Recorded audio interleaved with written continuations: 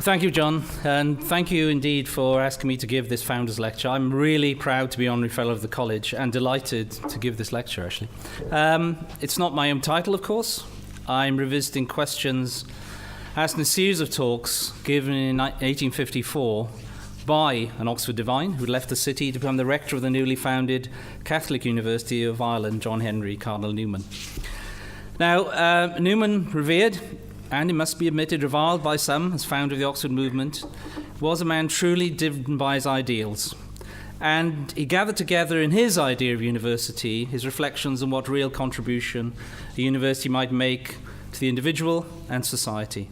And of course he did, as John was pointing out, really have one only stakeholder, and that was God himself. And but actually the thing that really struck me, I read in a copy in the college library a good while ago, his Apologia per Vita Sua, and I was struck really by the intensity of his writings and his attempt to explain his own intellectual path. It really riveted me at that time.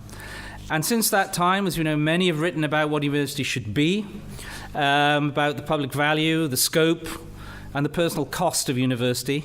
They're all really live political issues for our students and their families. And not long ago, our students took the streets to call for education, not fees. And they're answered with, I think, an absolutely daft rhetoric about a market. It was a market that people talked about, I don't think existed, never did, never will. But it was given by those who benefited from a system of opportunity that they were undermining. And yet, the modern debate, along with arguments about funding and access, are in essence the same as troubled Newman. What's education for? What should the university serve and how? Who should the university serve and how? What are the potential and obligations of the university within wider society? And I'd like to give you this evening, there'll be plenty of pictures and reflections, a very personal perspective on what roles I believe the university can and should play, and to share you some of my hopes and also frustrations. Now, I think those of you who know me will see and will know that the key in my observations is simply people and people and people. I'm going to focus on what I think is crucial to our institutions.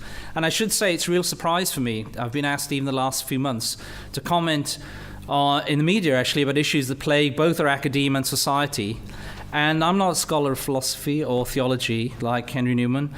I am a physicist, a university lecturer, then a tutorial fellow of St. John's, and actually I think I was beguiled into being a university manager by some people, and really surprised actually that people care about some of the things I say.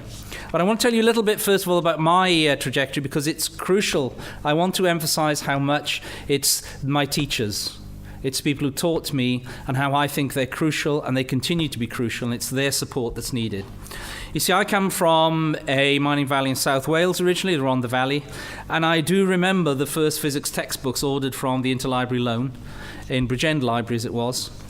And also then I've been given enormous opportunities. It's from here in Oxford, early academic life in Colorado, back to Imperial College and then back to St. John's. And it's been a surprise, a true surprise to me, how much philosophy and theology have come nearer than many of you might think. And I want to say most about what I see as our clearest challenge in academia and the source of our greatest struggles at the moment. And it's to focus not on strategies, but on scholarship and realizing people's potential. I think Newman would be both amazed and rightly troubled at our society. Our affluence and access to knowledge is unparalleled. But we've drifted into a world in which almost everything is a consumer choice. There's increasing sense that all decisions are to do with personal investment and return, and that for any choice to be rigorous and defensible, they should be so-called market choices. It's a pervasive false economic construct that we're expected to defer to. And I think the implications have been that our most important decisions are supposed to do with wealth and benefit, and then the public benefit or purpose somehow comes out in the end, that education itself is just a marketplace. So I think this seriously flawed economic perspective increasingly dominates the discussion of what higher education is about and what it's for. And it permeates far beyond the underlying context of the debate. I'll just tell you about what I see as the real consequences. You'll know them. We ask individuals to select and pay for their higher education as an investment for their personal benefit. Our students are asked to measure us by what experience they have and what salaries they receive as a consequence. We increasingly assess the value of research and scholarship by wealth creation or impact alone. And we only ask universities, really in the last place, to create a civic society, to have a citizen class you add on at the end of the curriculum. Now these are important issues. They're crucial issues to individuals. It's not that they aren't important. They must be in our discussions, but they must not dominate everything. And I think that at the same time, this market notion is having unwitting consequences on the very national economic well-being that we seek to preserve. And I want to talk to you about that. I think it's led to the breakup of many great British institutions, that were able to have longer-term purpose in society. And I'll come back to that. And I think also, just as educators, we'd be seriously mistaken if we ignored the creeping tide of frustration in our society, marked by a widening opportunity gap between personal affluence and those who see aspiration as preserve of others. It's one which fails to pay a growing number of its working men and women enough to meet their aspirations for their children's higher education or their own housing. And we're seeing what really was a very powerful post-war purpose and achievement slipping between our fingers. As this happens, politicians turn back to the universities, whose marketisation they instigated, and they have yet more injunctions. Train more people aligned to industry needs. Do research better aligned to business. Heal society's ills. Prevent terrorism. I think you can see the line here. There are too many things put at our feet at the moment. And what we're not doing is be the institutions that you can be. Be the best possible institutions that you can be. That's the crucial thing we pursue. And in the pursuit of what, we've forgotten the why. We've fallen foul of an idea that the asset which has most value is that which is most easily measured. We're challenging waste through metrics which take for granted purpose, and it's led us to overlook what should underlie our efforts. I think this is a really big damn mistake, and we're going to carry on making it, in my opinion, if we follow the precepts we have. So I want to go back then to what's the answer. And if you look at the founding of this institution, I'm reflecting on the basis of that founding lecture. What were the instincts which led in 55 to a merchant, Thomas White, to found St. John's? Well, you heard it from John. It was a place dedicated to the training of priests in what was surely a centre of vocational education, true vocations. And you ask yourself, is there a bedrock of values which underlie Oxford, or indeed all academe? Could it be put into it? If you or I were building a university today, what would it be like? Who would it be for? And because, really, despite the great history of our institutions, a great centre of learning is surely more than libraries, traditions and buildings. Education is expressed through scholars, through people. It has a face. And this generation, we are the faces. But I think ONeill knew this very, very well. If you look at his view of it, he was describing the ideal university, grappling with the tug of this beautiful city as a scholar gypsy almost. And he knew that if a university was anything, was a gathering place, it was a scholarly temple built of the living stones of mind and understanding. And he said, the general principles of any study you may learn from books at home, but the detail, the colour, the tone, the air, the life which makes it live in us, you must catch all of these from those in whom it lives already. And that, I think, is a very, very powerful injunction. Don't try to make up what our institutions are. You have to build them from the capabilities and the insights that are there. And my view, as one who's taught by such inspiring scholars here in Oxford, and taught here for 20 years, is deeply shaped by that, by meeting people who have skills, capabilities, and scholarship. And I want to share with you, though, how that conviction got hammered into me. I want to come across as someone I think you'll see who's lost his cynical view of the world, if I ever had one, and believes it's only and actually by love of that scholarship that you can approach issues. And I hope you'll see or join with me that the love of that scholarship, if institutions open themselves up to the world and what they can do, can lead all the way from library. I'll be coming to how it might lead to high-speed trains and nuclear reactors. I'll get there. And more importantly, and something that I've been particularly concerned about, is how it leads to genuine opportunities and genuine economic renewal for disenfranchised but talented people, in particular as we're doing for people in the community in Rotherham. It's a community defined not by national borders. It's defined by instincts of understanding and scholarship. But let me tell you a little bit about it. So I'll first go to my first teacher. Actually, this is my father, Roy Burnett. Now, actually, on this, I've got a member of the college staff. This is Elizabeth Burnett. You may recognize her. She's Natalie Webber's best friend. And you may have seen her serving on high table some time ago. This is my dad, who actually was a poet. I came to realize that his career was crashed really with my being born. He was publishing The Listener in 1953 before I came along. It's true. And there's an old Jewish parable, actually, in which a man sees both his father and his teacher in a river drowning. He can only save one. And after much discussion, some say it's the teacher who could be saved. But I was deeply fortunate. My first teacher and my father were the same person. And the honesty that he gave me about poetry, particularly in literature, and in the context of being a working person, has stayed with me all my life. But he also knew that as somebody who wants to learn, you have to leave. So, came to Oxford, to Jesus College. Yes, I'm Welsh. You may have noticed from the accent. I've lost a lot of it over the years, but it's still there, boys. What I came across was an extraordinary confidence. I really was taken aback, really, when I met some of my just lovely friends from independent schools who came to Jesus College. I found also extraordinary talents. That's what really hit me. Such clever people, such extraordinary teachers, such ideas. And also blessed by the environment to be able to be the best in the world. And if you look at it, I really do recommend John Kay's book on markets, how the truth about markets. What he points out is something that's absolutely bleedingly obvious if you read the book, but is absolutely crucial, which is comparative advantage dictates we should focus on what we do best, rather than what we can do better than other people. It's a really crucial thing. If you're going to have a society in which people can really do things, they must do the things they do best. I'm going to keep coming back to that. Don't have a strategy. Look for the people who can do things. Enable them to do it. So, I was inspired first by my undergraduate tutor, Claude Hurst. And then, as I did my DPhil, there's a whole bunch of people actually go back to Heine Kuhn. Heine came here in 1933 and trained an extraordinary generation of physicists. And they're the people really who taught me, people like Derek Stacey, who taught me as undergraduate, and that was my DPhil, Colin Webb, people of that sort. And I just saw such extraordinary passion about learning. The next person who really struck me forcibly and really pushed up again, I think, my level of understanding is Claude Cohen-Tanucci. Claude was giving a talk at the Collège de France, and I went there to look at the work he was doing on the behavior of atoms in laser radiation. I was fiddling at the stage in the same area and thrilled by his approach, work which later earned him a Nobel Prize, and he really set me going in terms of what exciting things could be done.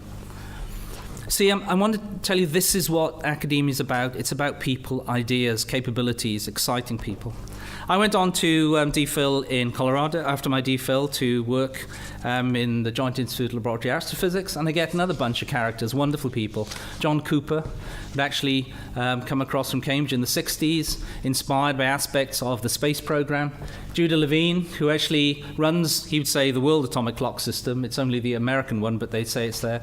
And people like Jim Fowler, who was the first person to bounce a laser beam off the moon to measure its distance accurately. These really showed me what excitement was about and drove me then to be a better scientist, to aspire more. I was part of an international community. It was exciting. I was moved by its history and its potential to understand. I saw the things it can do. They taught me about it. And I came back then to St. John's. And I then had the most wonderful period of my life being a tutorial fellow at the college. Really extraordinary.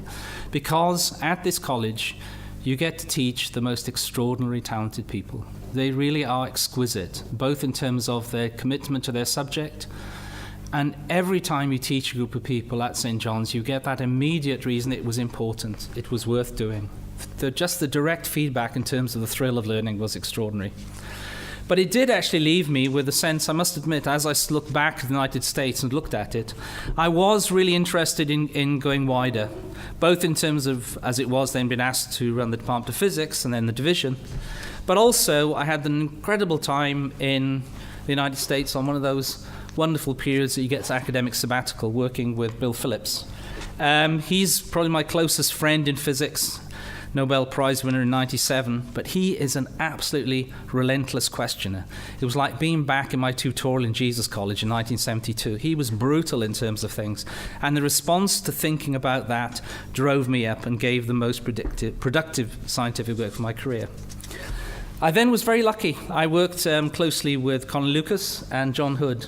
Colin is an extraordinarily interesting person. I can tell you spending time in a bar in Beijing with him is really wonderful. True, he had a lot of piled up renminbi he needed to spend. And John Hood is the most extraordinarily capable chief executive. I've never known anybody so ruthless in sorting things out and doing things. But I think that one of the biggest experiences I had in widening was actually when I went to China with Jessica Rawson. Those of you who know Jessica will know, again, she's the most intense and powerful intellectual. We had a wonderful time. We went with Colin Lucas, and we went to the Forbidden City, and when we were walking through one of the areas, she was looking for things in the Forbidden City for a landmark exhibition on the Three Emperors that then was at the Royal Academy.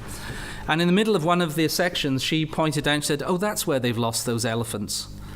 And I realized that Jessica had actually understood so much about the Forbidden City and actually the Imperial Museum. She knew it and understood it.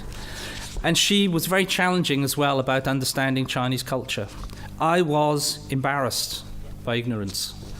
It felt again just I did coming up to Oxford when I didn't know enough physics, things of that sort. I was really embarrassed by what I did not about this great country. So when I came back to Oxford, the next few years, I really learned as much Chinese and Chinese history as I could. And it served me well because it had happened. It started in Colorado about 1980. T.D. Lee, who was at Columbia, started a group of people coming out from China.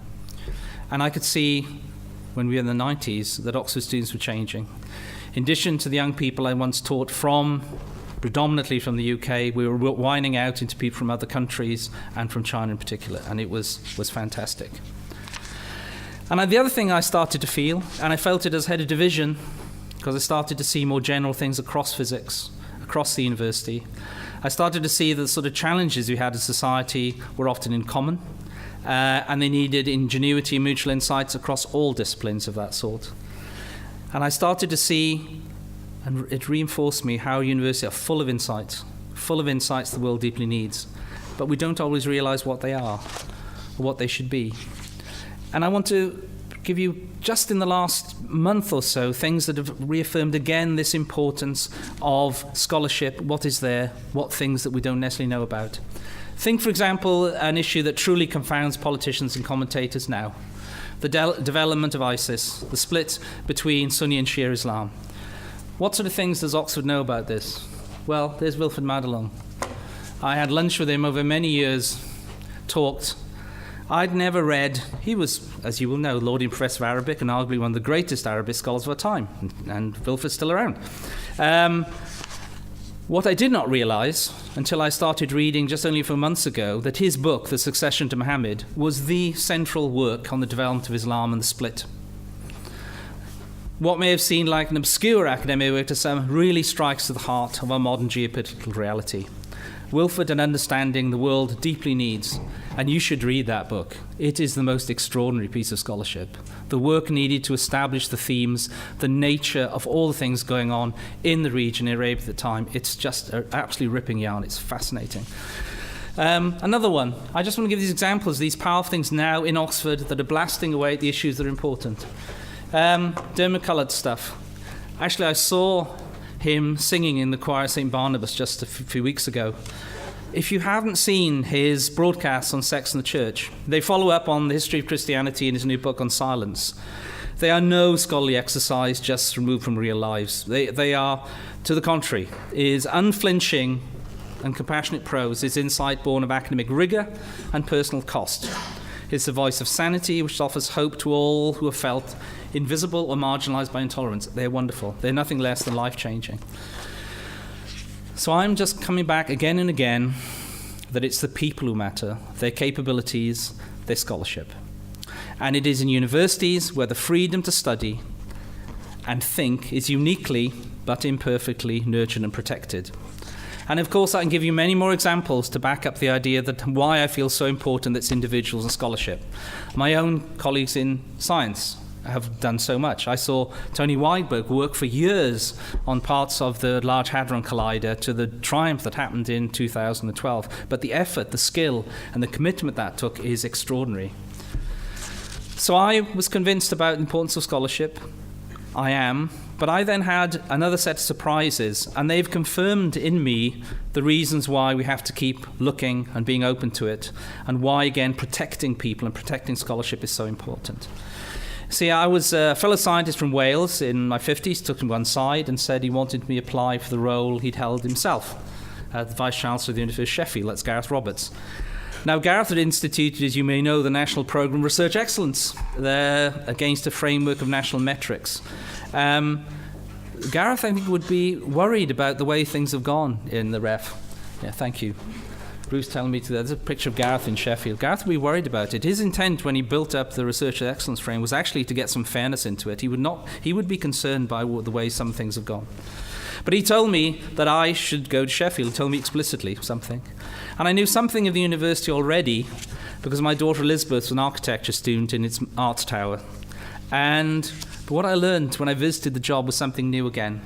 And it comes back again. I'll tell you why the vision of Sheffield University then is so important to me, and how it confirms yet again you have to look for the people within those institutions that can do the important things. This is a remarkable document. This was put up in the works in Sheffield. You can read it. It says at the proposed university building. My office is actually just there now. That's right. So it's wonderful. They built me a nice a rotunda in Sheffield. The university will be for the people. The university will bring highest education within the reach of the child of working man. Since 1905 it went out this. The university will help local industries. The university will be the centre where the treatment of accidents and disease will be studied. Then the bit, we haven't got a university, damn it. And also the university will not only benefit this district, it will also assist the nation in its trade competition. And I think that's something, it's hung proudly in the university's main building. As I said, it was once displayed on factory walls and, in fact, raised money. The workers and industrialists came together with a common vision. Steel magnates gave Gothic red buildings. Millers and grinders made penny donations which totaled up to 18 million in modern currency. So you have an institution. And despite the brutal World War, which ravaged the staff and student community in the decade, and it was really horrific, but I think there were 1,400 students, about 1,100 signed up in the Sheffield Battalion, and a lot of them died on the Somme. It really has flourished then. It was a great insight. The investment in private and public benefit was really one of insight. And it delivered. So now we have a university of 26,000 students with 100 nations. But I quickly saw there's some problem here, because you say you want to do these things. How does it happen? Well, if you look at it, this starts to be a problem when you have fees and things of that sort. It's working, but there are trouble. This bit about helping local industries or driving trade competition in other nations, how could that really be possible? And that's something, again, where I found a couple of individuals which shocked really my perceptions about what universities were able to do. So they built on the very site, actually it was the 30th anniversary not too long ago, of the Battle of Orgreave. Now, if you remember, I was actually at the time living in South Kensington, so we were going to Holy Trinity Brompton Church, and we had I remember it was prayers for the safety of the police on the line, whereas I had a Support the Miners badge. And but on that battlefield, they built an extraordinary collaboration. The way they did it, I met Keith Ridgway, who, in terms of the ability to understand manufacturing capability, is really nothing short of a god. If you want to know anything about materials manufacturing, how to do it, whether it's an aircraft, nuclear, or anything of that sort, 3D machining, weaving, anything, he's your man. And this is Adrian Allen, who was a commercial director of a small company, who's the most visionary person I've ever met in terms of industrial development. And you came across them, and I looked at what they were doing, and I was truly shocked. I was open to it. And I realized that they had a vision. It was practical, breathtakingly ambitious, that the university research could actually do it. And they did it. They have been transforming, reshoring parts of British aerospace, transforming parts of it. We now have over 100 companies, including Rolls-Royce, Hitachi, Siemens, Tata, and Jaguar Land Rover, 600 people employed in it, and in fact doing the most extraordinary, definite work as part of the nation's catapults. But it was not a strategy. Yes, we wanted to do things to do with local industry. We wanted to make a contribution. They did. But without these gifted individuals that we found, nothing would happen. If I'd had some wonderful engagement strategy, some view of how to drive innovation, that would have done nothing. Find the people who are able to do things, and then protect them. Most of my job then, after I discovered these two, is to protect them from people who would stop them doing all sorts of wild stuff that was effective and good. So actually, part of the job of the institution is to have, yes, noble visions, noble things to do, identify great people to do them, and then you can have to protect them from the nonsense that will come down from various areas. And actually, the thing that really shook me then, when we started to look at its impact, both on the aerospace industry and that, I then found out that it might be possible to have an even bigger vision of what would happen. I started talking to a group of people. So here's Jim ONeill. He was head economist at Goldman Sachs. He's just published the report on antimicrobial resistance and just been appointed Lord ONeill and Commercial Secretary to the Treasury, I found out today. He's one of my alumni, and he said, I think you can go further in terms of developing the catapult. There's Andy Haldane, which again is Chief Economist of the Bank of England, who's now in the team as well, and he is actually saying, how do you get long-term vision? Actually, Karen, I think Karen Brown-Winslow, who actually does all the work for him, is in the audience. This is Lord Kerslake, who now helps me with the type of the planning issues around it, and these are the people who did the Olympic development. And what I found is that if by being open to the ideas that they have, looking at what our potential is, we may have an even bigger dream in terms of what it's possible to do in terms of development in South Yorkshire. And it leads you into unanticipated directions. When the Rolls-Royce built its first single crystal turbine factory in Sheffield, in the world, the local manufacturers said, if Rolls-Royce comes here, they will pay fancy Derby wages. And that can't happen. So we built a training centre. We now have over 300 apprentices from Rotherham. And this is the gold standard Rolls-Royce of technical vocational education we built. It is the best. It has all of the stuff you need as a modern apprentice to understand whether it's to do with robotics, whether it's to do with GPS-controlled reconfigurable factories, all the things associated with it, and all with jobs in local industry. It is really moving to see what it's possible for it to do. So let me turn over the page and can't do at the same time. So what I'm saying, and I hope I'm convincing you, is that the job of a university is to have noble aspirations. It is to set out what things are important. But it is then to look for the people within it that have the capability, and then you will have to be bold and brave in terms of protecting them against it. So, for example, with this apprentice training centre, none of my academics wanted to do it. So I made them do it.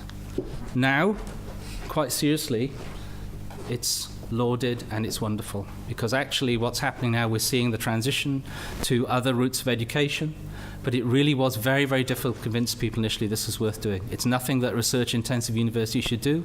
It's not to do with us. Why are we doing that sort?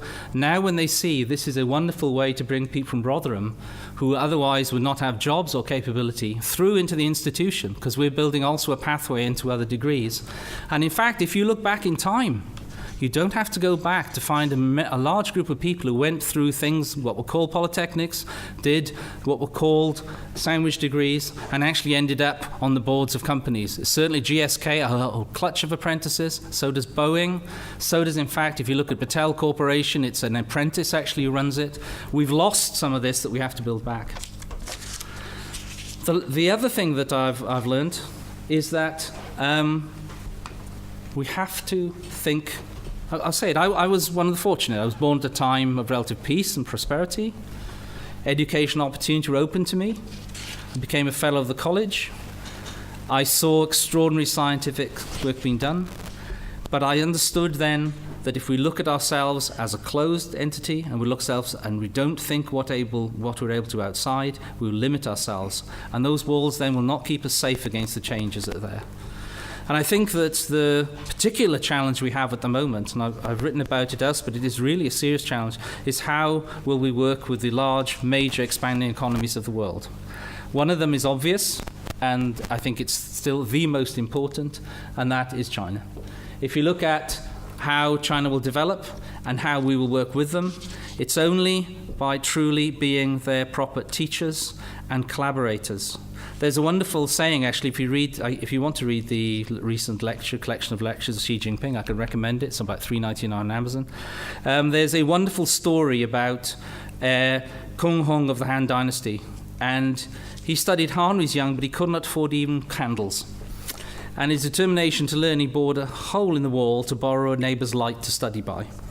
And it's a parable, and it acknowledges that illumination we need will come from others.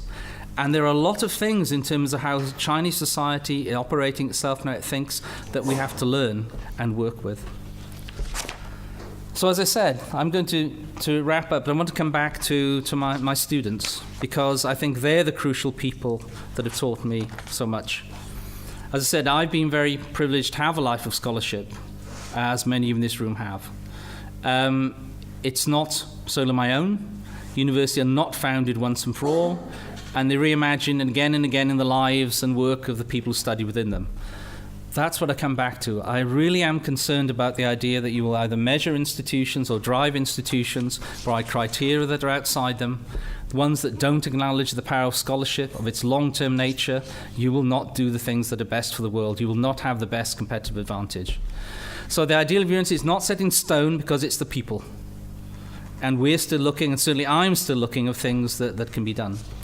And I learnt a great deal, I said, from students, some of here in St. John's. I learnt a great deal from my DPhil students here.